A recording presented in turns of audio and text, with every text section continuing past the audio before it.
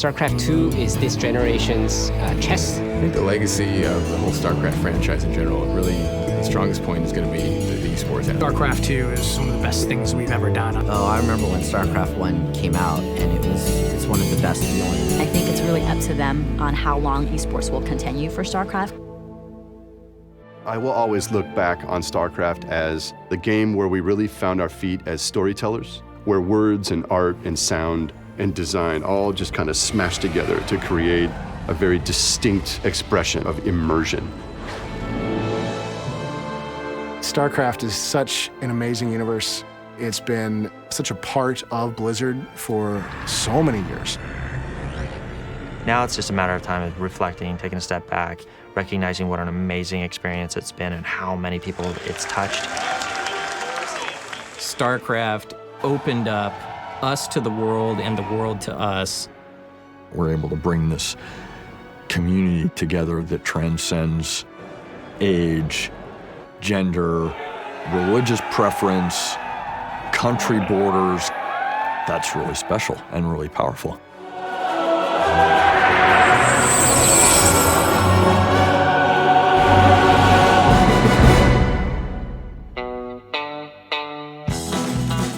Artists in the company were really interested in drawing something other than fantasy at the time because they've been working on Warcraft 1 and then Warcraft 2, and they're like, hey, let's do something science fiction. We weren't thinking about, hey, what can be super successful? We just wanted to make something that we would enjoy playing.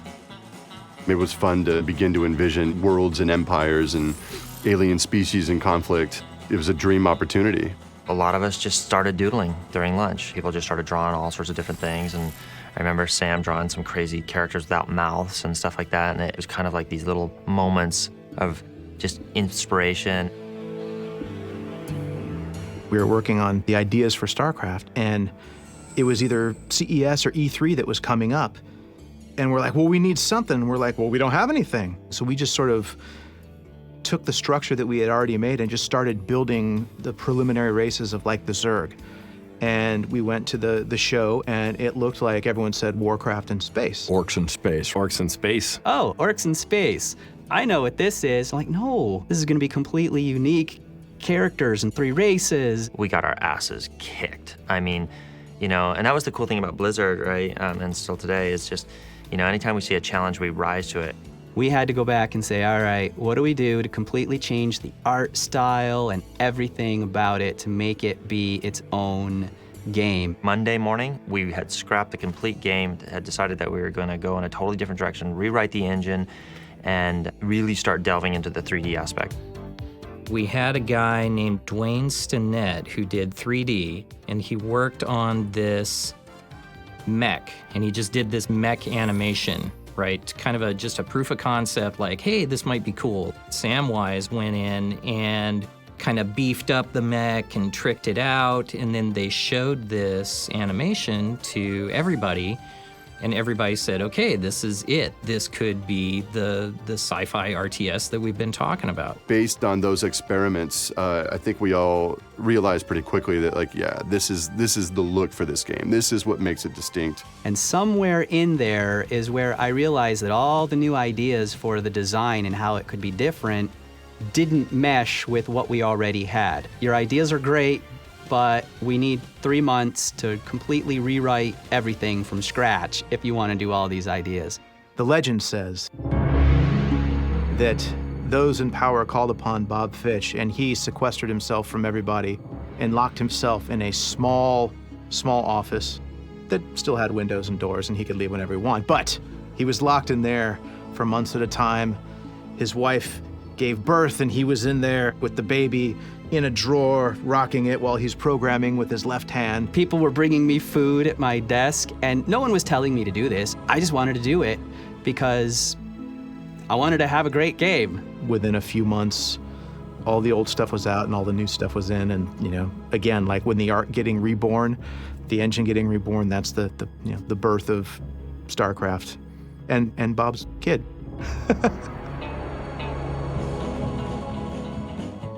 So getting StarCraft to market was pretty arduous. It was easily the hardest crunch we had done. up to that time. There was a lot of balance that needed to be done. There were a lot of bugs, and at that time, we were the play testers. But we were learning. We didn't really know what we were supposed to do, so we did a lot of just playing the game over and over again. It got to a point where when I did go home and get some sleep, I was dreaming about playing StarCraft. And every time we thought we were close to done, we discovered more things that we really wanted to do that really would make it the StarCraft it ended up being. And we would say this to people about how we were progressing, because everybody was like, when are you gonna ship this damn thing? And we're like, we're working constantly, 7 days a week. Someone came up to me and said, hey, are you working on that StarCraft game? And I thought, yeah, this is the first time I had been recognized with a Blizzard shirt. And the guy, all he said was, you need to get back to work and finish that game for me. And I thought, holy cow, we're onto something here.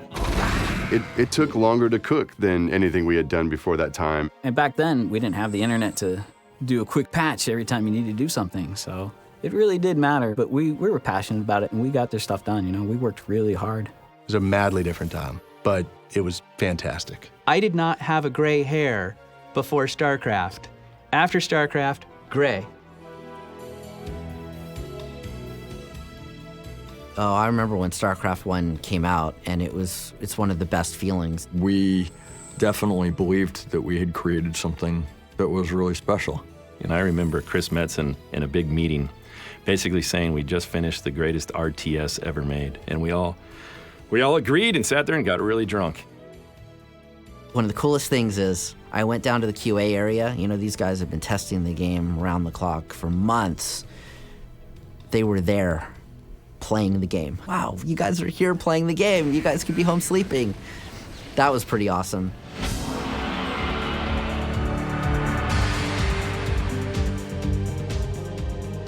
The reception to StarCraft, almost right out of the gate, was tremendously validating. It was kind of a proof that, like, we're on the right track. This is how we should approach everything from here on out. It was one of our first Game of the Years that Blizzard had as Blizzard. We always look to do the best we can, and we just hope that the fans appreciate it and the critics appreciate the game, but to actually see them come back and give those positive reviews and start seeing the outpour of support for the game, it was really awesome.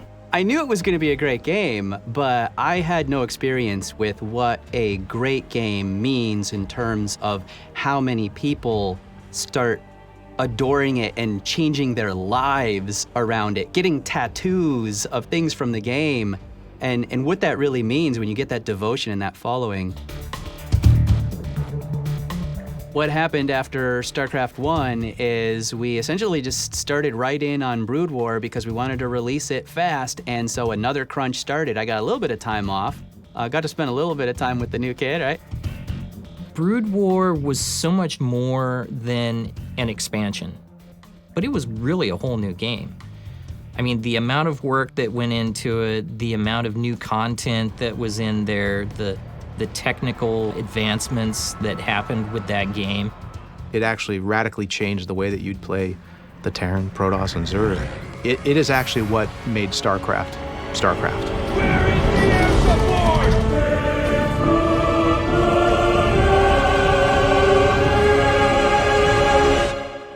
I picked up StarCraft 1 in, I think, 1999. I got my first computer ever. Came home and there was this manual that was filled with a ridiculous amount of story content and really cool art.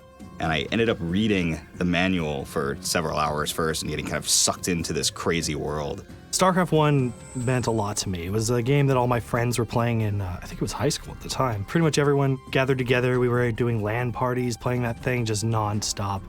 And it was a game that, like, I grew really close to really quickly. It was the reason I came to Blizzard. It's a huge reason for why I'm on this team. I was first introduced to StarCraft 1 in college when I was playing a lot of video games with my friends, but I noticed a lot of them were going to the computer labs playing StarCraft Brood War. And so that was my first introduction to it. I think I was in high school when the game came out, and then I was playing it a lot. I used to go to PC rooms pretty often, like after school, almost every day. Except on Thursdays, because on Thursdays, that was the first televised eSport event going on in Korea.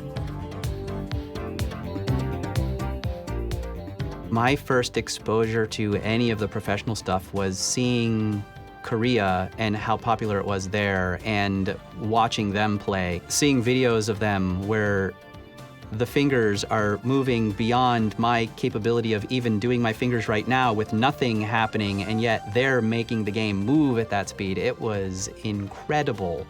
Seeing him Rain for the first time, like dodge a lurker shot, I'm like, you really can't do that, right? You can't do that. I remember like looking at programmers like, he shouldn't be able to do that, right? Holy crap, we never tested for this. It's going to crash. There's going to be a problem with the UI.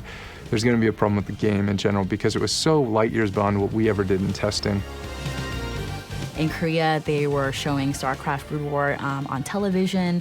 The pro gamers were fully sponsored with awesome uniforms, and they had fangirls and fanboys holding up signs. It was insane. Being able to see these gamers become superstars, this was their sport, this was their thing, and they were the best in the world. Esports was born in Korea, and it was born with StarCraft.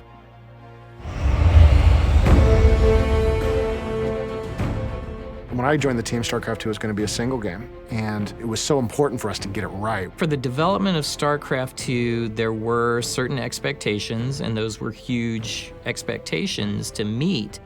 But there was also, how are we going to make it different and better? We knew that the multiplayer was going to be very conservative in its approach. There was going to be a siege tank, right? There was going to be a Marine, there was going to be a Zealot. This was going to be this game. A lot of players were looking for something more from us as well, and so we felt like the campaign would be an area where we could do more.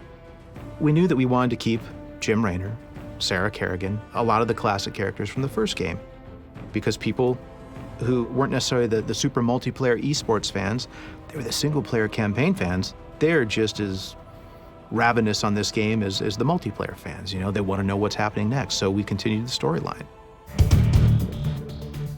Chris Metzen in particular, he wanted to push the storytelling to a new level, something that no other game has done. It was a big undertaking. Next thing I know, I'm sitting in script meetings where we're looking at big old thick scripts, and we're like, wow, we have completely jumped into the deep end of the pool. But we were super excited, and now we had two weapons to tell stories, the pre-rendered and then the real time, and this really cool interweaving of big story moments and these smaller moments that were just as critical. All in a day's work, General. We were looking at a game that was probably 70 to 80 missions. And we didn't want to cut it for the story, because we liked the story that we were telling. And we didn't want to cut it for the choices you get in the campaign. And so we're looking at this and going, well, what are we going to do? We can't do 80 missions and not be done before probably 2015. So we made the decision to cut it into 3. And, it was kind of this, oh God, what have we done, right? Like, now we really can do this, but we got to deliver on it. I was at the reveal of StarCraft 2 at the Worldwide Invitational in Seoul, and we were very proud of StarCraft 2. We're very proud of what we had built, but you just, at some level, at some artistic level, you just didn't know, would people respond to it? I remember sitting in that kind of Olympic stadium. This was a massive Olympic arena, and it was packed to the gills with people. The energy was really intense, and it was bone quiet in the place as they played that trailer we had developed, the Building a Better Marine. My heart's racing because I'm hoping that the piece is going to play well and everyone's going to understand it and enjoy it. And at the end he says, well, hell, it's about time. Of course, in that stadium, that line played in Korean. 드디어 올 것이 왔군. The crowd went absolutely nuts. The whole audience, you just sounded like a roar. This thunder rolled from the back of this auditorium all the way down. It was one of those great moments I will always remember. One of the very most special moments in my career so far. The coolest thing about it was we were finally able to say the word StarCraft 2. Are you ready for StarCraft 2?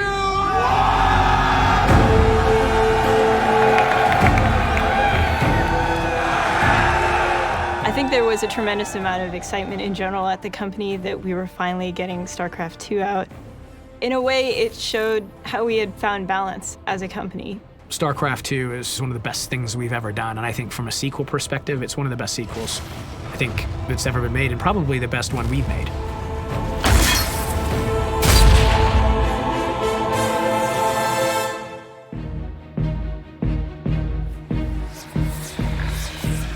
So the goals for Heart of the Swarm were to really continue that story that we started in Wings of Liberty and tell it from the Zerg perspective, or more so, the Kerrigan perspective.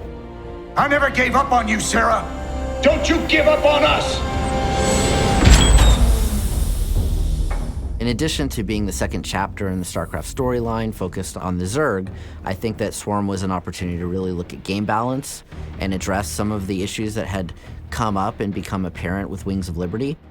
We had to kind of stop after Wings of Liberty and think about, okay, what is the Zerg perspective on this? How are we going to make it so it's not just, the old game with a Zerg skin on it? That's the last thing we wanted to do. So I think we kind of stripped everything down and we rebuilt it back up from that Zerg point of view. We wanted people to experience what it's like to play the monsters, to be the monster. We really wanted to focus it down to Kerrigan's vengeance, to her bringing the swarm together, to finding new and interesting resources, and sort of building this custom-made swarm which you could just shove down Arturus' throat. You made us all into monsters. We knew the world, we knew the style, we knew the characters, we knew the units and races.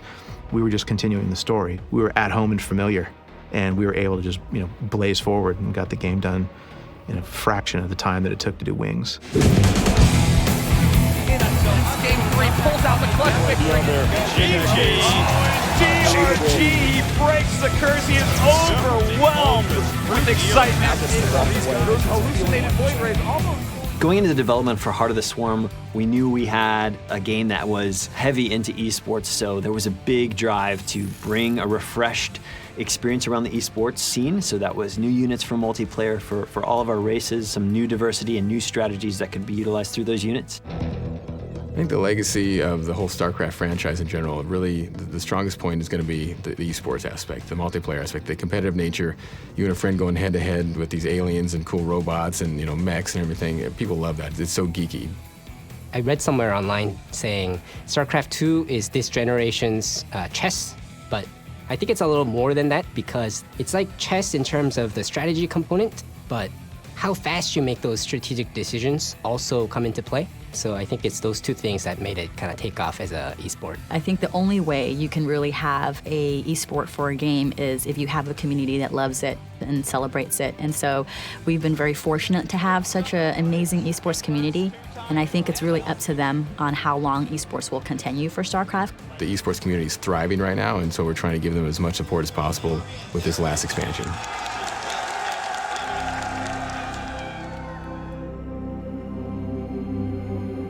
The main goal of Legacy of the Void is this is our final chapter of StarCraft 2.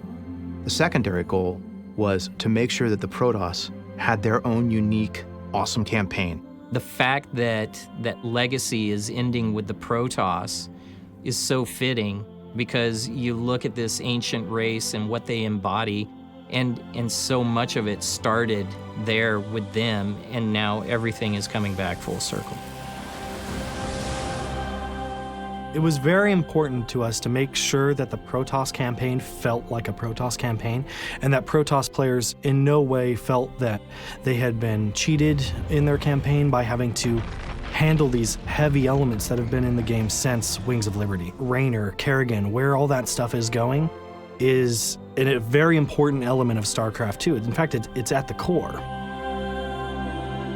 Which is why we wanted to have the epilogue missions, because we wanted Protoss to have their ending, and then the final ending, wrapping up all the Terran, Protoss, and Zerg together to complete their journey. We thought about how to end the trilogy and thought long and hard about the relationship with her and Jim, and there's this cool, quaint little moment with Jim back at the bar, and we're like, wouldn't it be cool if, maybe it's a dream, maybe it's not, but this girl walks into the bar, right? You about ready to get out of here, cowboy? Hell, it's about time.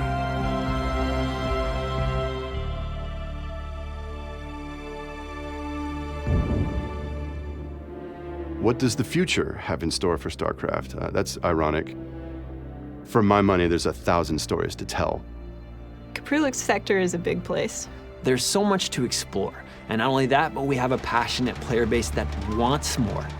we'll take a breather, and next thing you know, we'll be on the carpet drawing again, and the cycle will start again, and all of a sudden we'll be off in the stars.